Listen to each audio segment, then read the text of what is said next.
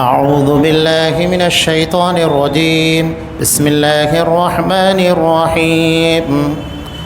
يا أيها الذين آمنوا لا تتبعوا خطوات الشيطان ومن يتبع خطوات الشيطان فإنه يأمر بالفحشاء والمنكر ولولا فضل الله عليكم ورحمته ما زكى منكم من أحد أبدا ولكن الله يزكي من يشاء والله سميع عليم.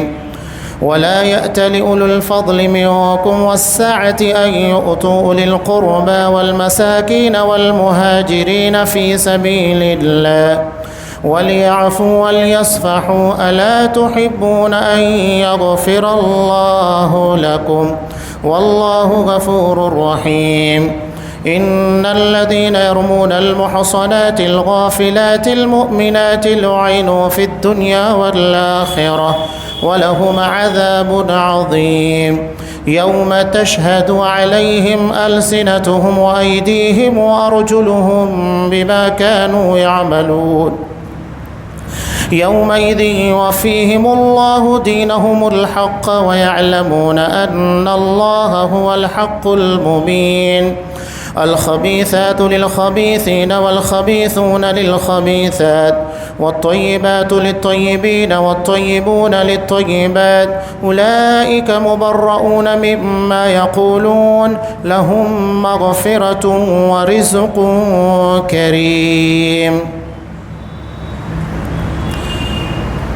ایمان والو، شیطان کے قدم بقدم نہ چلو.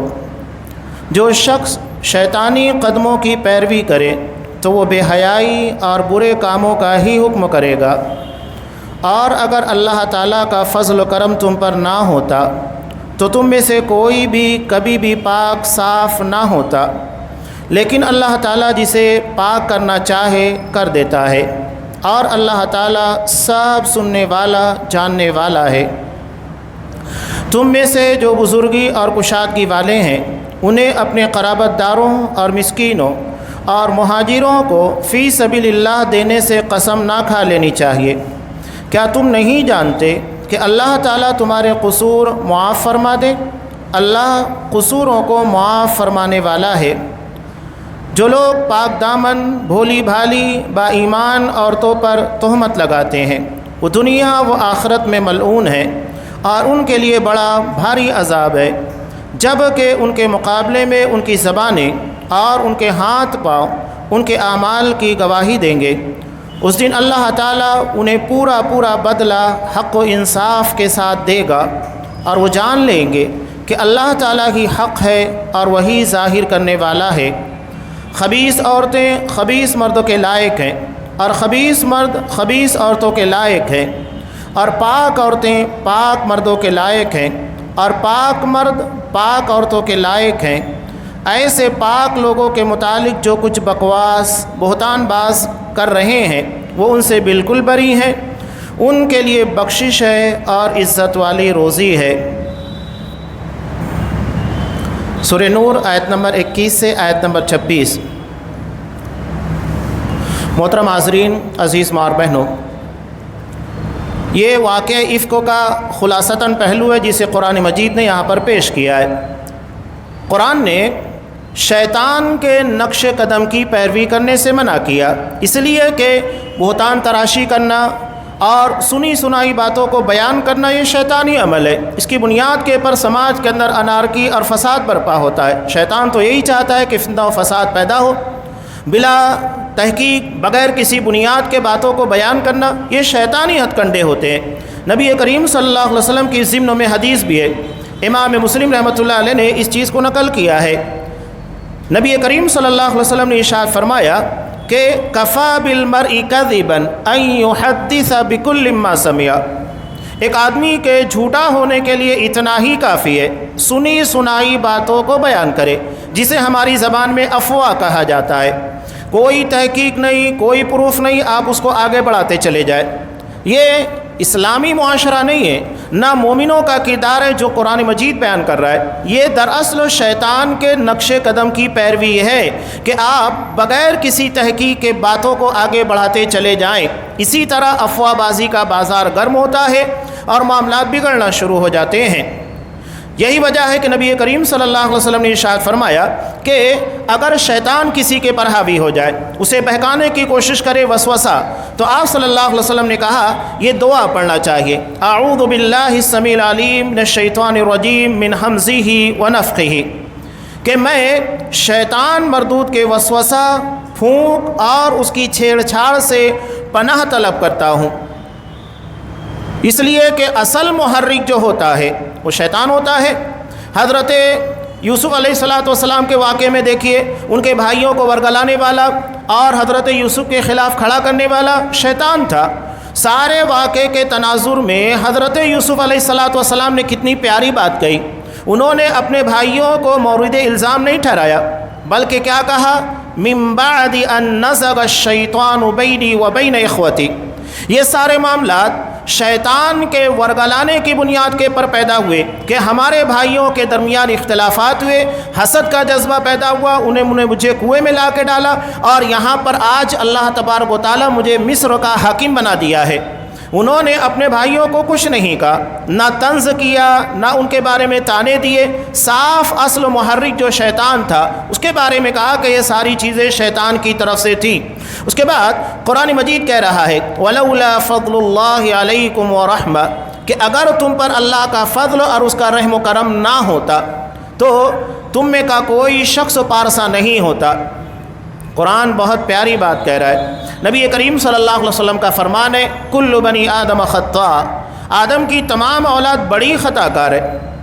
اب یہاں ایک اور چیز جو پائی جاتی ہے خاص طور سے، اگر ہم کسی کے پر الزام لگاتے ہیں، بہتان تراشی کرتے ہیں، تو اس میں ایک بڑا پہلو کیا ہوتا ہے، ہم اپنے آپ کو پارسا ظاہر کرتے ہیں، وہ غلط ہے میں صحیح ہوں۔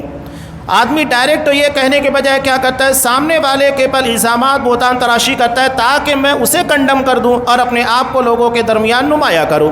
یہ شیطانیت کنڈے ہوتے ہیں۔ جن لوگوں کے اندر صلاحیتیں، قابلیتیں، عزتیں نہیں ہوتی ہے، گٹس نہیں ہوتے ہیں، وہ کیا کرتے ہیں، وہ دوسروں کے لیے گڑک ہوتے ہیں تاکہ وہ نیچے چلا جائے اور میں نمایاں طور پر نظر آنے لگوں۔ اپنی صلاحیت، اپنے گٹس اور قابلیت کی بنیاد کے پر عزت حاصل نہیں کرتے، بلکہ دوسروں کو ذلیل اور بے عزت کر کے اپنے آپ کو عزیز اور لوگوں کے درمیان قابل تکریم بتانا چاہتے ہیں۔ یہ وہی نفسیات ہے جس کو قرآن مجید نے کہا کہ اگر تم دوسروں پر الزام لگا رہے ہو تو اپنے بارے میں بھی ذرا سوچو۔ ہمارے یہاں ایک مثل کہی جاتی ہے نا، جس کی دم اٹھاؤ اس دم کے نیچے گوبر نظر آتا ہے۔ یہی معاملہ ہے، آپ جس کے کردار کے اندر تاک جھانک کریں گے وہاں آپ کو برائیاں نظر آئے گی، وہاں پر آپ کو بہت ساری چیزیں نظر آئے گی جو خلاف سنت ہے۔ تو یہ اسلامی معاشرہ نہیں ہے۔ اب یہاں ایک سمپل سی مثال آپ دیکھیے کہ اگر کوئی شخص شوگر کا پیشنٹ ہے، بیمار ہے، سر درد ہو رہا ہے، پیٹ میں درد ہو رہا ہے، تو اگر اس کے تعلق سے ہم پورے سماج اور پورے معاشرے کے اندر بازار گرم کر دیں، ارے اس کے تعلق اس کو یہ ہوا ہے، وہ ہوا ہے، یہ ہوا ہے، وہ ہوا ہے، تو کیا اس سے اس کی بیماری ختم ہوگی؟ نہیں۔ بیماری کس سے ختم ہوگی؟ جب اس کا علاج کیا جائے، صحیح ٹریٹمنٹ کیا جائے، اس بیماری کے دفاع کے لیے اچھی دوا دی جائے، تب کہیں جا کر وہ بیماری ختم ہوگی۔ یہی معاملہ ہمارے کردار، ہمارے معاملات اور عقیدے کے اندر چیزیں ہیں کہ اگر کسی کے اندر برائی ہے تو بجائے اس کے بارے میں افواہ کا بازار گرم کرنے کے اس کی اصلاح کرنی چاہیے، تب اس کے اندر سدھار پیدا ہوگا۔ یہ نہیں کہ آپ سارے لوگوں کے درمیان جا کر بیان کر دیں کہ اس کی بنیاد کے پر اس کے اندر جو برائی ہے وہ ختم ہو جائے گی۔ نہیں، اسلام نے ہمیں اتنا خراب نظام نہیں دیا۔ اسلام انتہائی اعلیٰ ترین دین ہے، اس کے محاسن اپنی جگہ پر ہے، خوبیوں والا دین ہے، لہذا اسلام میں آپ کو کوئی ایسی چیز نہیں ملے گی جو محاسن سے، خوبیوں سے گری ہوئی ہوتی ہے۔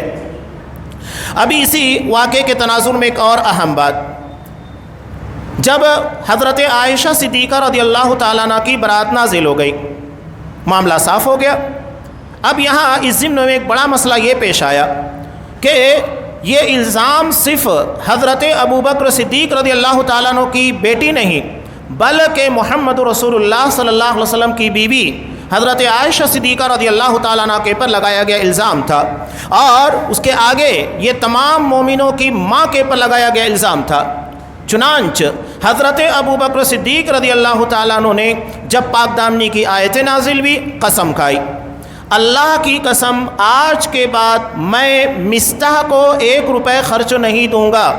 اس لیے کہ الزامات لگانے میں کون شامل تھے؟ مستح بن اساسہ رضی اللہ تعالیٰ عنہ، جو حضرت ابو بکر صدیق رضی اللہ تعالیٰ عنہ کے خالہ زاد بھائی تھے، قریبی رشتہ تھا۔ 3 اہل ایمان بھی منافقوں کے ساتھ رہنے کی بنیاد کے پر اس جرم میں شریک ہو گئے۔ حضرت حسان بن ثابت رضی اللہ تعالیٰ عنہ، حضرت حمنہ بنت جہش رضی اللہ تعالیٰ عنہ، اور حضرت مستح بن اساسہ رضی اللہ تعالیٰ عنہ، اور حضرت مستح بن اساسہ رضی اللہ تعالیٰ عنہ حضرت ابو بکر صدیق رضی اللہ تعالیٰ عنہ کے خالہ زاد بھائی تھے، رشتہ تھا۔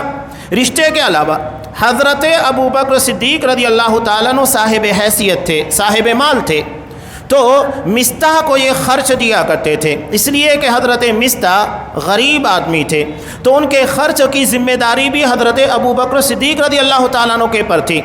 اب لازمی طور کے پر ایک باپ جب اپنی بیٹی کے تعلق سے اتنا سنگین الزام سنے گا تو وہ کیسے برداشت کرے گا کہ جو میرے خرچے کے پر پلتا ہے، بڑھتا ہے، زندگی گزار رہا ہے، میں اس کے پر اخراجات کروں اور وہ میرے تعلق سے، میری بیٹی کے تعلق سے اتنا سنگین الزام لگائے؟ فطری طور کے پر کوئی اس کو برداشت نہیں کرے گا۔ حضرت ابو بکر صدیق رضی اللہ تعالیٰ عنہ نے قسم کھائی، اللہ کی قسم آج کے بعد میں مستح کو کچھ نہیں دوں گا، ان کے پر کوئی خرچ نہیں کروں گا۔ اللہ تبارک و تعالیٰ کو حضرت ابو بکر صدیق رضی اللہ تعالیٰ عنہ کی یہ ادا پسند نہیں آئی۔ کتنے پیارے اور حسین انداز میں اللہ نے حضرت ابو بکر صدیق رضی اللہ تعالیٰ عنہ کو نصیحت کی۔ اللہ نے ارشاد فرمایا، وَلَا يَأْتَلِ أُولُو الْفَضْلِ مِنْكُمْ وَالسَّعَةِ أَن يُؤْتُوا أُولِي الْقُرْبَى وَالْمَسَاكِينِ وَالْمُهَاجِرِينَ فِي سَبِيلِ اللَّهِ، کہ تم میں سے جو بزرگی اور کشادگی والے ہیں انہیں اپنے قرابت داروں اور مسکینوں اور مہاجروں کو فی سبیل اللہ دینے سے قسم نہیں کھانا چاہیے۔ اس کے بعد دیکھیے قرآن کا انداز، ابو بکر صدیق کو کس انداز سے قرآن مجید اس بارے میں نرم کر رہا ہے۔ وَلْيَعْفُوا وَلْيَصْفَحُوا، چاہیے کہ معاف کر دیں، درگزر کریں۔ قرآن 2 چیزوں کا تذکرہ، ایک ہے معافی اور دوسرے ہے درگزر کرنا۔ معافی اور درگزر کرنے کے درمیان کیا فرق ہے؟ معافی یہ ہوتا ہے کہ ٹھیک ہے تم نے یہ غلطی کی، میں نے معاف کر دیا، چاہے زبان سے کہو یا لوگوں کے سامنے آپ نے کہہ دیا میں نے اس کو معاف کیا۔ یہ درگزر کرنا کیا ہوتا ہے؟ درگزر کرنا یہ ہوتا ہے کہ آئندہ اس کا تذکرہ ہی نہ کیا جائے کہ ہاں اس نے یہ غلطی کی تھی، اس نے میرے ساتھ ایسا کیا تھا، میں نے اس کے ساتھ کچھ بھی نہیں کیا، اس کو معاف کر دیا۔ تذکرہ ہی نہ کیا جائے کہ لوگوں کے درمیان پتہ چلے کہ اس نے کیا کیا تھا اور تم نے کیا اس کے بدلے میں کیا۔ یہ ہے درگزر، آئندہ اس بات کا تذکرہ نہیں ہونا چاہیے، یہ ہے درگزر کرنا۔ ورنہ معافی کے بعد بھی لوگ کہتے ہیں ارے اس نے میرے ساتھ ایسا کیا پھر بھی میں نے معاف کر دیا، تو فائدہ کیا معافی کا؟ جب آپ اسے لوگوں کے درمیان بدنام کر رہے ہیں، اس کی غلطی اجاگر کر رہے ہیں، تو یہ معافی نہیں ہے۔ معافی کے ساتھ درگزر ہونا چاہیے۔ الا تحبون ان یغفر اللہ لکم، کیا تم نہیں جانتے کہ اللہ تمہارے قصور معاف کر دے؟ ہر کوئی چاہتا ہے کہ اللہ اس کی خطا، اس کے گناہوں کو معاف کرے۔ اتنے حسین انداز میں اللہ نے حضرت ابو بکر صدیق رضی اللہ تعالیٰ عنہ کو نرم کیا۔ چنانچہ جیسے ہی یہ آیت نازل ہوئی، حضرت ابو بکر صدیق رضی اللہ تعالیٰ عنہ نے فوری طور کے پر اپنی قسم کو توڑ دیا اور حضرت مستح بن اساسہ رضی اللہ تعالیٰ عنہ کو خرچ دینے لگے، بلکہ پہلے سے زیادہ دینے لگے۔ یہ ہے قرآنی مسلمان۔ ایک حکم نازل ہوا، فوری طور کے پر اپنے آپ کو سرنڈر کر دیا، یہ اللہ کا حکم ہے، اس کے آگے ہمیں نہیں جانا ہے۔ اگر اللہ کے حکم کے آنے کے بعد بھی کوئی شخص اپنی رائے، اپنے خیال، اپنی فکر اس کو آگے بڑھاتا ہے، نہیں میں اس کو نہیں مانتا، اس کا مطلب یہ ہے کہ وہ قرآن مجید اللہ کے حکم کو تسلیم نہیں کرتا ہے۔ اللہ کے حکم کے سامنے سرنڈر کر دینا، یہی دراصل قرآنی مسلمانوں کا طریقہ ہے۔ اب دیکھیے قرآن مجید کی آیات نازل ہوتی، فوری طور کے پر اصحاب کرام اس کے مطابق عمل کرنے لگتے۔ آج ہم روزانہ صبح و شام دروس قرآن ہے، خطبات ہے، پروگرام ہے، اور یوٹیوب وغیرہ کے پر کتنی آیتیں، کتنی احادیث سنتے ہیں۔ ہم کتنا قرآن مجید کے مطابق عمل کر رہے ہیں، یہ ہمارے لیے سوچنے کا مقام ہے۔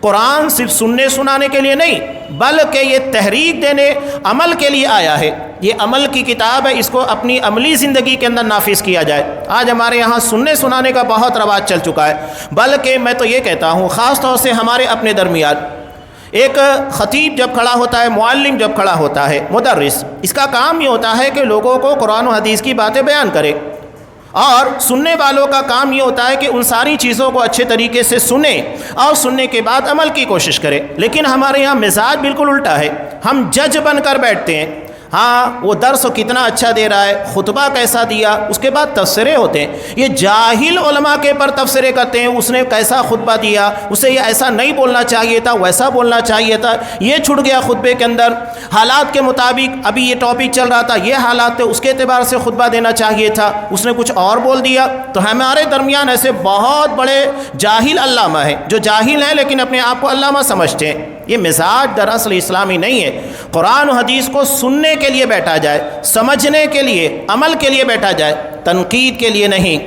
یہ تو منافقین کا طریقہ تھا۔ سورہ محمد میں اللہ تبارک و تعالیٰ نے ارشاد فرمایا کہ یہ منافقین کے کچھ لوگ آتے تھے اللہ کے رسول صلی اللہ علیہ وسلم کی مجلسوں میں، اور اس کے بعد جب باہر نکلتے تو باتیں کرتے۔ کیا کہا اس نے اپنے لوگوں کے درمیان؟ اس نے کیا کہا؟ کوئی ایسی بات جو ہم پکڑے، جس کے پر اعتراض کرے، تنقید کرے۔ یہ منافقوں کا طریقہ تھا۔ یہ مسلمانوں کا، مومنوں کا کردار نہیں ہے جسے ہم ادا کرتے ہیں۔ لہذا اس باب میں بہت چوکنا رہ جائے۔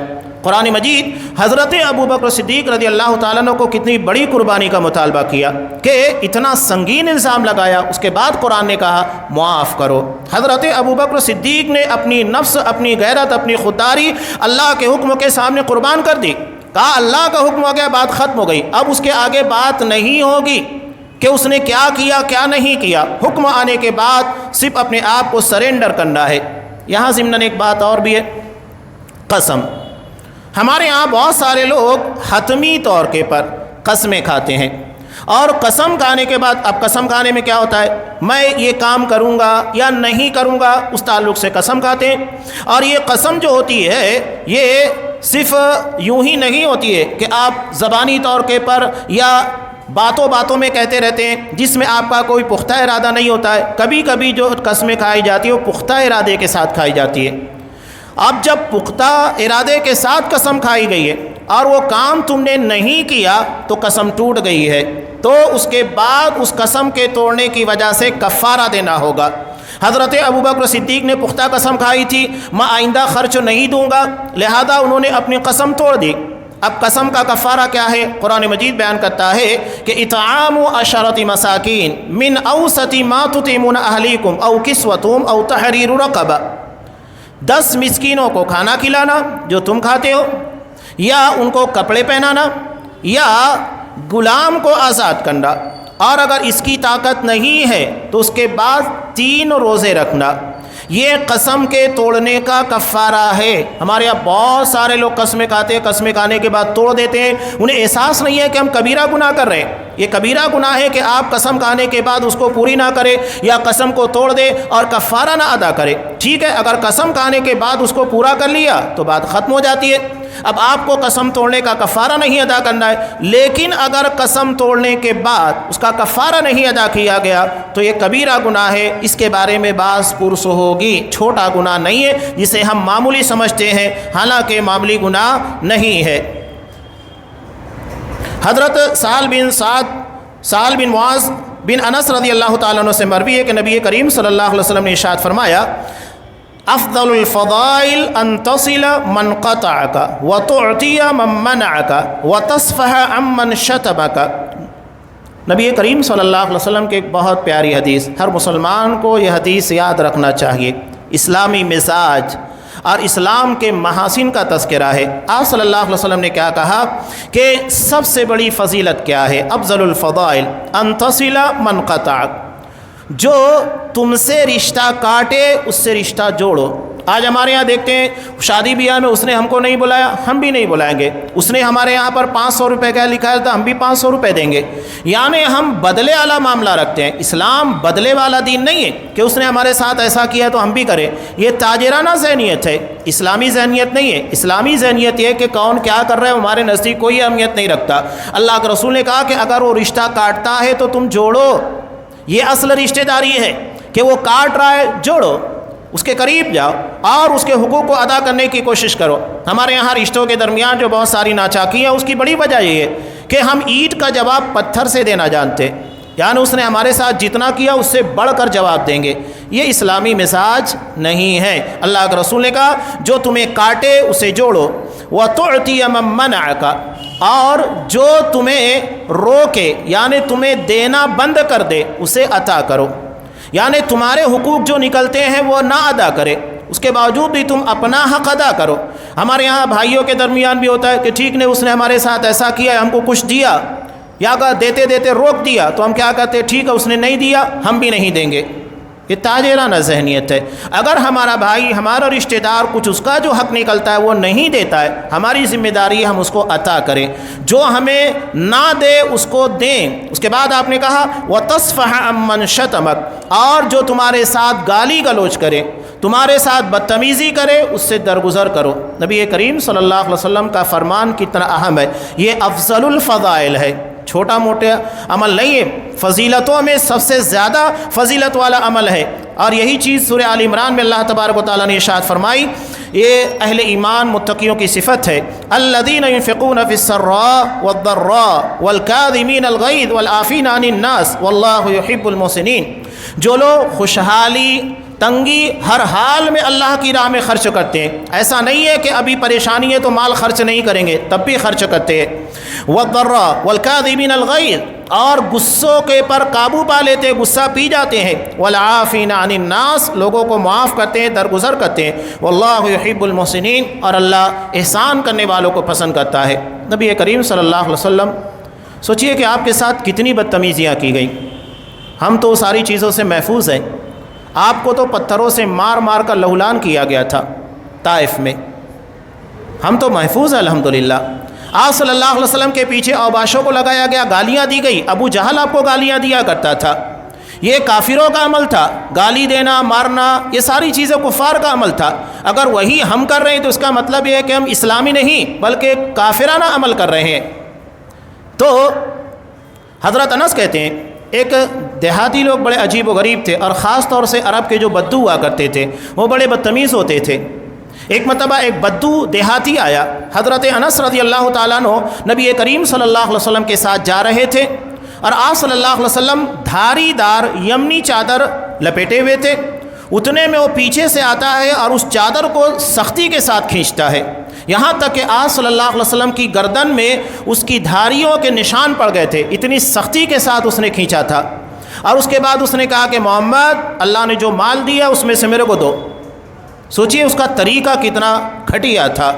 نبی کے ساتھ بدتمیزی، بولنے کا لہجہ انتہائی گرا ہوا. اس کے بعد بھی آپ صلی اللہ علیہ وسلم مسکراتے ہوئے پلٹے، کہا کہ اس کو جو ضرورت ہے وہ دے دیا جائے. یہ ہے آپ صلی اللہ علیہ وسلم کا کردار، آپ کا عمل، کہ جو روکے اسے دو، جو گالی دے اسے عطا کرو، اس کے ساتھ درگزر کرو. یہ اسلامی مزاج ہے. ہمارے یہاں لوگ سمجھتے ہیں کہ اس نے ایک گالی دی ہم 10 گالی دیں گے. یہ اسلامی مزاج نہیں ہے. ہم کو بچوں کو سکھایا جاتا ہے نا کہ اگر وہ تم کو 1 تھپڑ مارے 2 تھپڑ مار کر آؤ. یہ ہمارے یہاں مزاج نہیں، اسلامی مزاج نہیں جو ہم سکھا رہے ہیں. اسلامی مزاج نبی کریم صلی اللہ علیہ وسلم کی حدیث کے اندر بیان کیا گیا ہے. تو حضرت ابو بکر صدیق رضی اللہ تعالیٰ عنہ نے قرآن مجید کی آیت کے نازل ہونے کے بعد فوری طور کے پر سارے معاملات کلوز کر دیے اور مستح کو پہلے سے زیادہ خرچ دینے لگے. یہ ان کا کردار ہے، اور یہی کردار تمام اہل ایمان کے لیے مثال ہے کہ ہم وہ کردار ادا کریں جو ابو بکر صدیق نے ادا کیا، وہ کردار نہیں جو عبداللہ بن ابی نے ادا کیا تھا. ہمارا کردار مومنانہ ہونا چاہیے، منافقانہ نہیں. اب یہاں اسی سے جڑا ہوا ایک اہم مسئلہ اور بھی ہے. ٹھیک ہے، جہاں اسلامی حکومت ہوتی ہے اس طرح الزام لگانے والے پکڑ میں آ جاتے ہیں، لیکن جہاں اسلامی حکومت نہیں ہے بچ جاتے ہیں. تو ایسا تھوڑی ہے کہ اگر آپ اسلامی حکومت نہیں ہے کسی کے اوپر الزام لگائے، بہتان تراشی کرے، اس کے بعد آپ بچ جائیں گے. نہیں، اللہ کے یہاں اللہ کی عدالت میں وہ سارے معاملات پیش ہوں گے. اسی کو اللہ نے بیان کیا، ان الذین یرمون المحصنات الغافلات المؤمنات لعنوا فی الدنیا والآخرہ. جو لوگ پاک دامن بھولی بھالی با ایمان عورتوں پر تہمت لگاتے ہیں وہ دنیا اور آخرت میں ملعون ہیں. یہ قرآن کا فرمان ہے. جو بھی پاک دامن باقیدار عورتوں کے پر الزام لگاتا ہے وہ ملعون ہے، قرآن کہہ رہا ہے. اور یہ سارے منافقین جنہوں نے حضرت عائشہ صدیقہ پر الزام لگایا تھا ملعون ہے، اللہ کی رحمت کے قابل نہیں ہے. فی الدنیا والآخرہ وَلَهُمْ عَذَابٌ عَظِيمٌ، اور ان لوگوں کے لیے دنیا اور آخرت میں بڑا بھاری عذاب ہے. اس کا مطلب یہ ہے کہ دنیا میں اگر بچ گئے تو آخرت میں نہیں۔ بعض لوگ کیا کہتے ہیں کہ میں نے اتنا سب کچھ کیا، اگر میں غلط ہوتا تو اللہ کا عذاب میرے اوپر آتا۔ ایسا تھوڑی ہے کہ سارے فیصلے دنیا کے اندر ہوں گے۔ اگر سارے فیصلے دنیا میں ہو جائے تو آخرت کس کام کی ہے؟ آخرت میں دنیا کے بگڑے ہوئے مسائل اور بگڑے ہوئے فیصلوں کو صحیح کیا جائے گا۔ جن لوگوں کو دنیا میں انصاف نہیں ملا وہ آخرت میں انصاف کے طلبگار ہوں گے، انہیں آخرت میں انصاف ملنے والا ہے، ان کے لیے آخرت رکھی گئی ہے۔ تو یہ اللہ نے انصاف کے پہلوؤں کا تذکرہ کیا۔ نبی کریم صلی اللہ علیہ وسلم کی بڑی پیاری حدیث جو بارہا ہم سنتے رہتے ہیں، بخاری کی روایت کہ المسلم من سلم المسلمون من لسانہ و یدہ، حقیقت میں مسلمان وہ ہوتا ہے جس کی زبان، جس کے ہاتھ سے دوسرے مسلمان محفوظ رہیں۔ اگر آپ کی زبان آپ کے ہاتھ سے، آپ کے کردار سے دوسرے مسلمان محفوظ نہیں ہے تو حقیقت میں آپ مسلمان نہیں ہے۔ والمہاجر ما نہى اللہ عنہ ورسولہ، اور مہاجر وہ ہوتا ہے جو اللہ کی منع کردہ چیزوں کو چھوڑ دے۔ دوسری روایت یہاں پر بیان کی، نبی کریم صلی اللہ علیہ وسلم نے ارشاد فرمایا اجتنبوا السبع الموبقات، 7 ہلاک کر دینے والے گناہوں سے بچو۔ صحابہ نے کہا کہ اللہ کے رسول وہ کیا ہیں؟ تو آپ نے کہا الشرک باللہ والسحر، اللہ کے ساتھ شرک کرنا، جادو کرنا، وقتل النفس التي حرم اللہ الا بالحق، اور اس جان کو ناحق قتل کرنا جس کو اللہ نے قتل کرنا حرام ٹھہرا دیا ہے، وَأَكْلُ الرِّبَا، اور سود خوری کرنا، وَأَكْلُ مَالِ الْيَتِيمِ، اور یتیم کے مال کو ناحق کھانا، وَالتَّوَلِّي يَوْمَ الزَّحْفِ، اور میدان جنگ سے راہ فرار اختیار کرنا تاکہ دوسرے مسلمانوں کے پر بھی اس کے اثرات پڑے، ان کی ہمت بھی پست ہو جائے، وقذف المحصنات المؤمنات الغافلات، اور بھولی بھالی پاک دامن عورتوں کے پر الزام لگانا۔ یہ 7 ہلاک کر دینے والے چھوٹے موٹے گناہ نہیں، بہت بڑے گناہ ہے، اور اس کی زد میں کتنے بڑے لوگ آتے ہیں، اور کسی جگہ کے پر کسی گھر میں سارے معاملات پیش آتے ہیں، پورے گھر والے اس کی زد میں آتے ہیں، خاندان زد میں آتا ہے، جہاں تک اس کے اثرات پڑیں گے گناہ کے اثرات وہاں تک پہنچیں گے۔ اور اگر انسان اس بنیاد کے پر کسی بیماری کسی حادثے کا شکار ہوتا ہے تو یہ گناہ جاریہ ہوتا ہے کہ آپ کے بلتان تراشی، آپ کے الزام کی بنیاد کے پر کسی کی زندگی کے اندر جو کچھ بھی ہوا ہے اس کے اصل مجرم آپ ہیں۔ جو بھی ہوگا، جس طرح صدقہ جاریہ ہے اسی طرح گناہ جاریہ بھی ہے، یعنی جو گناہ ختم نہیں ہوتے، مسلسل چلتے رہتے ہیں۔ آخرت کے دن کیا ہوگا؟ یوم تشہد علیہم السنتہم وایدیہم، کہ جس دن، آج دنیا میں تو اپنی منمانی چلا لیتے ہیں، اپنی زبان کے پر قابو ہوتا ہے، جھوٹ فساد بول کر نکل جاتے ہیں، مکاریاں کر کے نکل جاتے ہیں۔ آخرت میں ایسا نہیں ہوگا، بلکہ ان کے خلاف ان کی زبان، ان کے ہاتھ، ان کے پیر گواہی دیں گے، بچ نہیں پائیں گے۔ دنیا میں تو انسان کو قابو ہوتا ہے، بڑی آسانی کے ساتھ اپنی زبان کے پر اختیار رکھتے ہوئے، قابو رکھتے ہوئے جھوٹ بول دیتا ہے، لیکن آخرت میں ایسا نہیں ہوگا، بلکہ اس کی زبان، اس کے ہاتھ، اس کے پیر گواہی دیں گے، اور وہ ساری گواہیاں مبنی پر صداقت ہوگی، سچائی کے پر ہوگی۔ یومئذ یوفیہم اللہ دینہم الحق، اس دن اللہ تعالیٰ پورا بدلہ انصاف کے ساتھ دے گا، اور جان لے کہ اللہ تعالیٰ ہی حق ہے اور وہی ظاہر کرنے والا ہے۔ اب اس واقعے کے اخیر میں قرآن مجید نے کہا خبیث مرد خبیث عورتوں کے لیے، اور خبیث عورتیں خبیث مردوں کے لیے، اور پاک دامن مرد پاک دامن عورتوں کے لیے۔ بتانے کا مقصود یہ ہے، حضرت عائشہ صدیقہ رضی اللہ تعالیٰ عنہ جو نبی کریم صلی اللہ علیہ وسلم کی زوجہ محترمہ ہیں، وہ پاک ہیں تبھی نبی کے ساتھ ہیں۔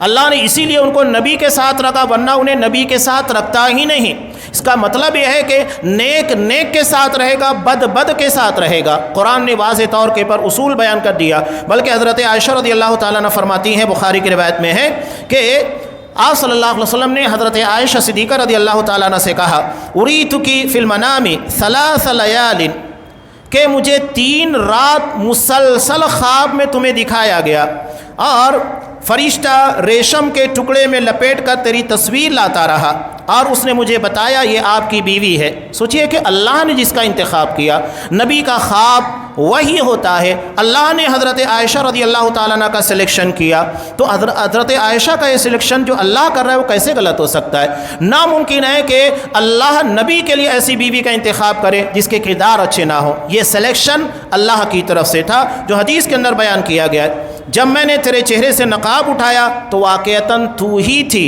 بس میں نے سوچا یہ خواب اللہ کی طرف سے ہے، وہ ایسا ہی کرے گا، اور ویسا ہی ہوا جیسا کہ یہاں پر بیان کیا گیا۔ اس کے آگے جو باتیں آنے والی ہے وہ اسلامی زندگی کے سماجی معاملات سے جڑی ہوئی ہیں، اور بہت اہم چیزیں، کسی کے گھر میں جانا ہے، اجازت طلبی، محرم نامحرم کے معاملات، جو کہ ہمارے سماجی معاملات سے جڑے ہوئے انتہائی اہم مدعے ہیں۔ قرآن مجید ان چیزوں کو ان واقعات کے تناظر میں بیان کرتا ہے۔ انشاءاللہ آئندہ درسوں میں وہ ساری تفاصیل بیان کی جائے گی۔ اللہ تبارک و تعالیٰ ان احکامات کی روشنی میں ہمارے کردار و عمل کو مومنانہ بنائے، اور ہر وہ چیز جو منافقانہ طرز عمل کی عکاس ہوتی ہے اللہ ہمیں اسے محفوظ رکھے۔ آمین۔ وآخر دعوانا ان الحمد للہ رب العالمین۔